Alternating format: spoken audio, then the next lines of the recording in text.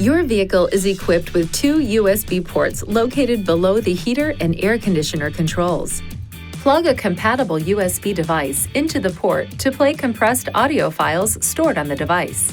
Press this button and touch the icon to select the audio mode. If compatible, the battery of your device will charge while connected to the vehicle. Additional USB charging ports are located on the rear of the center console. These ports are used for charging devices through a USB connection and do not interface with the vehicle's audio system. Please see your Nissan Connect Owner's Manual for important safety information, system limitations, and additional operating and feature information.